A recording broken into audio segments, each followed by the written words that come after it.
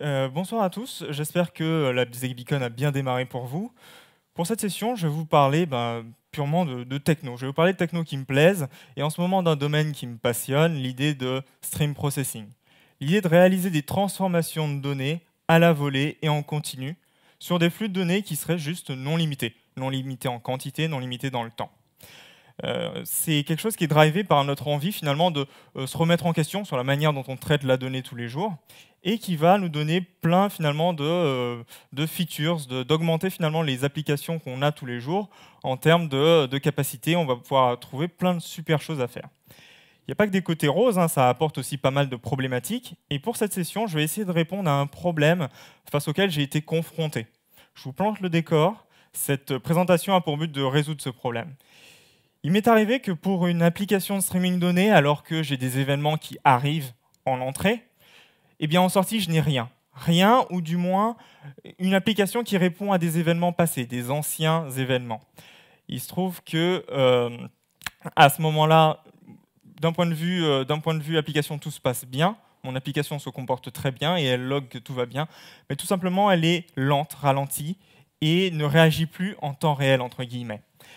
A posteriori, j'ai appris que la seule solution propre, convenable, qui était appropriée à ce moment-là, ça aurait été de soutenir cette application avec d'autres instances de cette même application.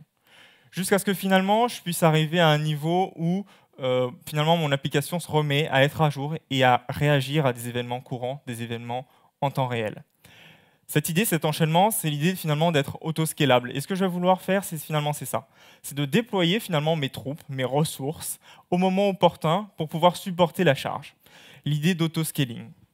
Alors l'autoscaling, c'est un domaine qu'on connaît bien finalement. On sait très bien aujourd'hui faire du load balancing d'applications, faire du load balancing sur des serveurs web. On sait très bien le faire. Et en big data, on sait très bien aussi, sur la base de partition discovery, finalement, faire de l'allocation dynamique de ressources. Alors pourquoi la question se pose en stream processing? À l'époque où j'ai rencontré ce problème dont je vous ai parlé, je n'avais pas les outils, pas les connaissances pour faire cet autoscaling.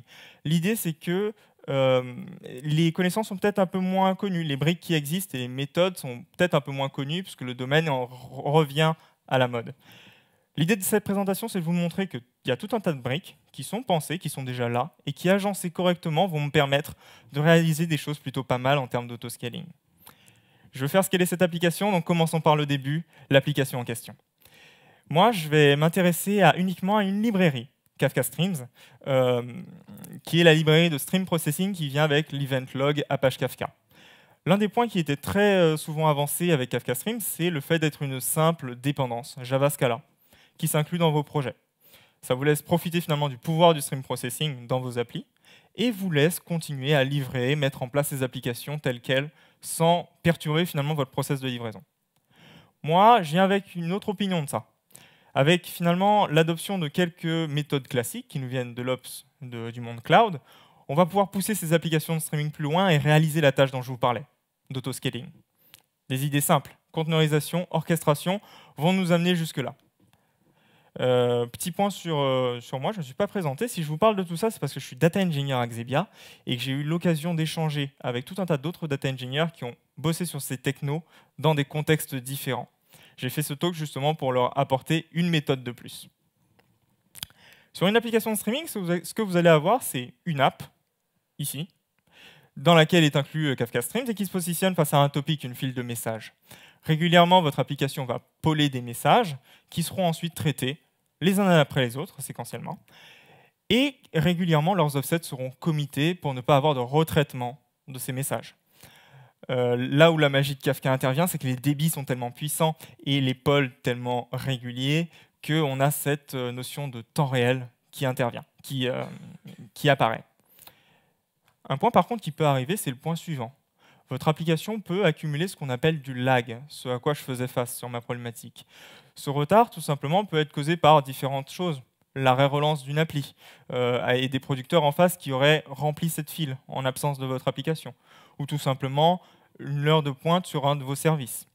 Dans tous les cas, ce retard, lui, est exposé sous la forme de métriques JMX par votre application Kafka Stream, comme tous les clients Kafka. Et j'aurais pu avoir la possibilité de le surveiller, ce retard. Il est problématique, pourquoi? Dans un premier temps, mon application ne répond plus dans les temps aux événements qui lui arrivent. Dans un second temps, ce qui pourrait arriver, eh bien, c'est que sous cette pression et ces transformations de données qui sont toujours plus compliquées à réaliser, eh bien, le crash n'est pas inévitable. C'est un peu dommage quand même, parce que Kafka Stream se vante d'être hautement distribuable. C'est le cas, et les premières solutions, on va les trouver du coup au sein même de la librairie, avec l'idée de Consumer Protocol. L'idée, c'est la suivante, c'est que lorsque votre instance est seule, elle se voit attribuer l'ensemble des partitions qui composent votre topic. Pour rappel, les messages sont distribués le long de ces partitions en fonction d'une clé. Lorsque vous lancez finalement une deuxième instance de votre application, vous allez déclencher ce qu'on va appeler un partition rebalance, qui va réattribuer les différentes partitions à vos instances. De cette manière, finalement, votre niveau de parallélisme maximum est déterminé par votre nombre de partitions. Et ainsi, vous pouvez avoir une application active en même temps, qui tourne et qui vous aide à consommer les messages. L'ensemble de ces applications forment un seul groupe de consommation, dont le lag finalement peut être retrouvé en sommant le lag de toutes vos applications. Et là, en fait, sur ce point-là, c'est là qu'on a le déclic, on a un petit tilt. Ces applications qui sont identiques, que je veux pouvoir déployer sous la base d'une certaine métrique, le retard de mon application, et que finalement, je voudrais faire aller et venir au fil de cette métrique. Là, tout de suite, ça nous évoque en fait un autre produit open source, une autre rockstar du milieu cloud native, qui va pouvoir nous aider. Kubernetes ici, qui est un orchestrateur de conteneurs qui sert en partie à ça et à bien d'autres choses. Du coup, description très rapide de Kubernetes, parce que c'est un sujet qui est vaste. Kubernetes for Developers, il faut le voir comme un orchestrateur de conteneurs qui va gérer des ressources, qui a une connaissance du réseau, des disques et de tout ce qui est CPU mémoire au sein d'un cluster de machines. Tout ça est géré par un master, dont le but finalement, ça va être de aller déployer des pods dans lesquels se trouve votre application conteneurisée. OK, donc notre appli maintenant elle va se trouver à cet endroit-là. Depuis l'origine, Kubernetes sait faire de l'autoscaling sur des métriques classiques, celles dont on parlait tout à l'heure. Tout ce qui est CPU, consommation mémoire, certes. Mais nous, on l'a vu depuis tout à l'heure, on a un exercice qui est spécifique. On a une application de stream processing. Et c'est sur ce lag que moi, j'aimerais interagir. Bonne nouvelle, il se trouve que depuis ce début d'année, je crois vers mars-avril, Kubernetes a ouvert un support pour les métriques customisées, des métriques que vous pourriez exposer au sein de vos applis. Moi, plutôt que de m'inventer une métrique, je fais tout simplement le lien qu'il y a avec les métriques exposées nativement par les clients Kafka. Et je vais faire joindre les deux bouts pour réaliser cet autoscaling. Pour la suite des opérations, ce qu'on va avoir besoin, c'est de 3 applications plutôt que d'une. La première, c'est votre application de streaming dont je vous parlais, celle qui a besoin de renfort. Les 2 secondes sont des images Docker mises à disposition par Google dans le projet Kubernetes qui vont nous aider à réaliser le tout.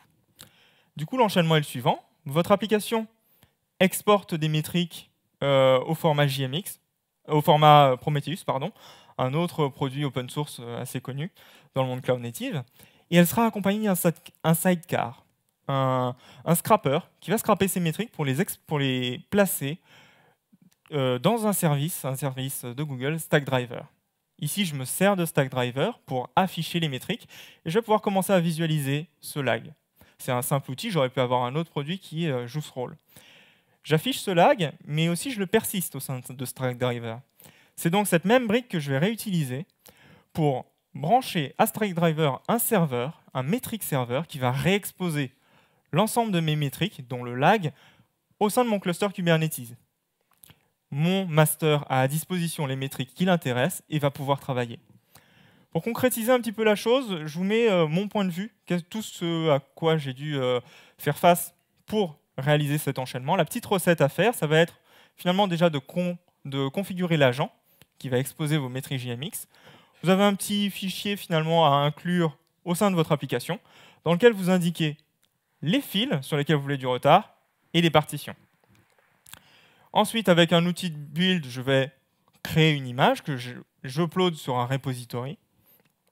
Je m'assure d'avoir un cluster Kubernetes qui fonctionne, et là, je peux déployer mes configurations et mon application pour enfin profiter de mes différents pods, mes différentes applications qui tournent. Donc, j'ai mes deux applications, mon application de streaming ici et son sidecar, qui vont me permettre, dans un premier temps, d'avoir des métriques classiques, que j'ai nativement, mais aussi d'avoir les vraies métriques qui m'intéressent, c'est-à-dire le lag sur une file de messages. Le petit exemple que j'ai pris, j'ai repris un petit exemple d'un ancien talk que j'avais donné, où en fait j'ai un générateur de données qui me publie des trames des chaînes de bytes, de trames, de fils que je vais devoir corréler et décoder pour finalement reproduire de la donnée derrière. J'ai essayé de chercher un calcul qui était assez intensif pour accumuler ce lag et pouvoir travailler pour voir si j'arrivais à scaler sur ce lag. Donc pour remettre tout ça dans le contexte de cluster Kubernetes, on reprend. J'ai mon premier pod, muni de son sidecar, exposant des métriques au sein de Stackdriver, qui les persiste pour les réexposer au sein du cluster. À ce moment-là, mon master, lui, a, en face de mon application, la possibilité de prendre une décision de scaler une nouvelle application ou pas. Et c'est cette partie qui va nous manquer, c'est cette dernière partie dont on va avoir besoin, la prise de décision, qui se fait grâce à une brique Kubernetes classique, le pod autoscaler. Le pod autoscaler, c'est quoi? C'est tout simplement, finalement, un produit Kubernetes qui va vérifier vos différents déploiements. Il va vérifier vos différents déploiements, muni finalement la liste des métriques à vérifier, va estimer, selon un certain calcul qui est propre aux algos dans Kubernetes, si votre application a besoin d'être scale out ou scale in, si elle a besoin finalement d'avoir plus d'instances ou d'en retirer. Ce que vous lui précisez, c'est une target cible à ne pas dépasser. Et de cette manière, lorsque vous l'aurez dépassé, Kubernetes va, du moins ce pod autoscaler, va indiquer au master qu'il est temps de finalement rajouter une instance de votre application. Comme je vous disais, c'est assez récent. En V1, depuis la V1, on a le support pour les métriques classiques. En passant votre pod autoscaler en version V2 bêta, vous avez accès finalement aux métriques personnalisées que je vais utiliser pour faire scaler mon application. OK. Donc maintenant, pour reprendre, je reprends la problématique finalement. On a illustré ensemble qu'on avait un cas particulier, un cas de stream processing, où finalement, je ne vais pas pouvoir me baser sur les métriques classiques, dans le sens où que je reçoive 5 messages en continu, ou bien que j'ai un retard de 25 000 messages, j'aurai de l'usage CPU de toute façon. Donc ce n'est pas sur ces métriques classiques que je veux me porter. De la même manière pour finalement la gestion de la mémoire. Ce n'est pas parce que je dois maintenir un état important, gros, volumineux en mémoire, que j'ai forcément un retard à ce moment-là. Je vais donc me porter sur des métriques bien particulières. Ici, en haut à droite, ce que vous avez, c'est le retard que j'accumule sur 2 fils de messages que je dois corréler entre elles, un join entre 2 streams. Juste à côté, vous avez le découpage pour chaque partition. Et finalement, le schéma idéal auquel je voudrais arriver, c'est un peu un schéma comme celui-ci.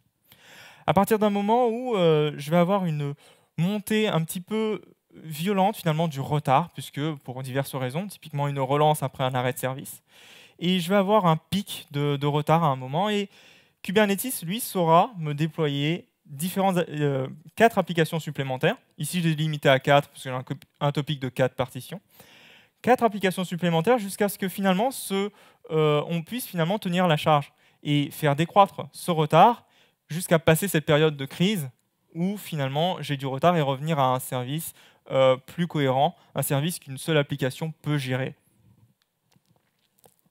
Et donc du coup, on va avoir, dans l'idéal de ce que je voudrais vous illustrer, le fonctionnement suivant, où on a une application en plus qui se déclenche, un retour à zéro du retard, et potentiellement sur la suite, finalement, les applications qui s'arrêtent une fois le retard aplani. Du coup, comme wrap-up, pour conclure, les points que je voulais vous montrer ici, c'est que la communauté qui tourne autour de tout ce qui est stream processing, Kafka et les autres produits, ont sans cesse un œil tourné vers tout ce qui va être cloud native Ops, et qu'il y a beaucoup de briques qui sont pensées déjà pour fonctionner ensemble. Kafka Stream, par exemple, expose typiquement des métriques JMX qu'il faut utiliser. Et ce consumer lag, finalement, est une des métriques clés qui sont à surveiller, finalement, lorsqu'on va vouloir traquer la bonne santé de nos applications de stream processing. Ce slot, je l'ai fait pour finalement discuter, échanger avec les autres Xebians qui utilisent ces technos et leur ouvrir une autre possibilité. C'est une implémentation finalement de l'autoscaling comme on pourrait le faire avec Kafka Streams. Et c'est surtout pour finalement donner des idées à mes autres camarades Xebians avec qui je travaille tous les jours qui utilisent ces technos. Et aujourd'hui, j'ai été très content de poursuivre et de partager, d'étendre ce partage de la connaissance avec vous. Je vous remercie.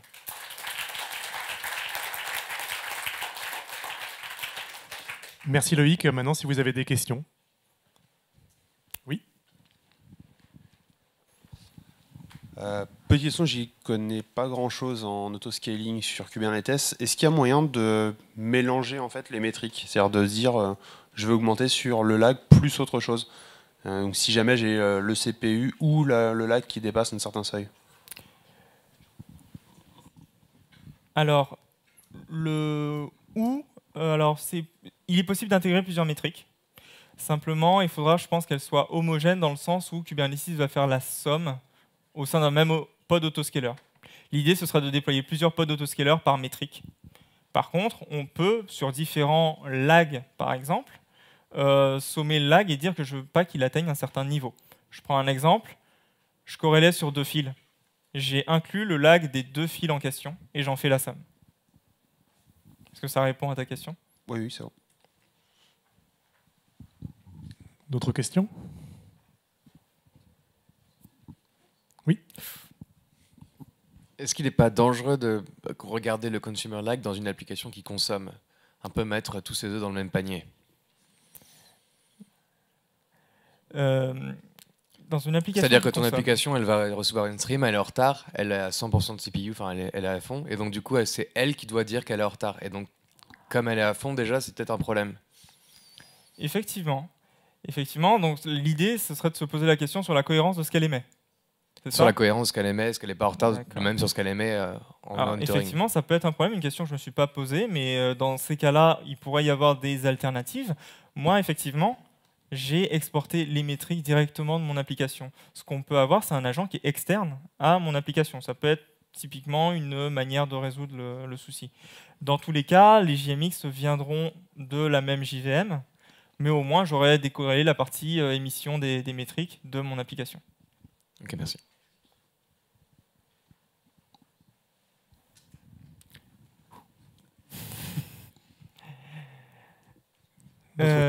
Si vous n'avez pas d'autres questions, moi j'ai une question pour vous en fait. Il y a pas mal de trucs que j'ai pas pu mettre dans la presse et que vous auriez pu me poser comme question. C'est typiquement, ok, je scale, mais il n'y aurait pas un risque de faire un va-et-vient trop fréquent, de finalement déployer des API, puis les retirer, puis les déployer. C'est un point que je n'ai pas abordé parce que j'ai des annexes. Je vous invite à aller sur le blog de le site de la Xebicon pour télécharger les slides. Mais on a effectivement des choses comme du trashing qui est possible. Je vais pouvoir fixer des délais, finalement, et demander à Kubernetes d'attendre un petit peu avant de me retirer ou de me rajouter des instances. C'est des petits trucs cool comme ça que vous pourrez trouver dans les annexes.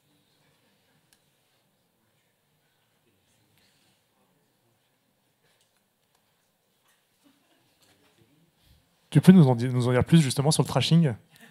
Oh putain, trashing. Alors du coup, l'idée, c'est toujours l'idée finalement d'être spécifique à notre exercice de stream processing. En fait, j'ai parlé du rebalance tout à l'heure. Ce rebalance, il a un coût. On ne veut pas avoir un rebalance non-stop. Je l'ai dit tout à l'heure, les partitions sont réattribuées. Et derrière, moi, j'aimerais finalement perdre le moins de temps que possible. Ce rebalance, j'en ai besoin parce que je veux d'autres instances, mais il a un certain coût. Et notamment, si vous faites des opérations stateful, vous aurez très certainement de la migration d'état à réaliser. Ça a un coût et finalement, scaler, ça va vous prendre du temps, ça aussi. Je veux éviter d'avoir finalement des applications qui vont et qui viennent, parce que ça me fait perdre également du temps. Du coup, après le dépassage d'une certaine métrique, je vais attendre d'être sûr que le seuil ait bien été dépassé. Je vais mettre une marge sur le dépassement de cette métrique en temps et spawner mes instances après ce temps dépassé. Ok, donc c'est ça qui fait éviter le va-et-vient comme des hystérésis en fait. C'est ça. Donc je crois que vous pouvez l'applaudir. Bravo Loïc.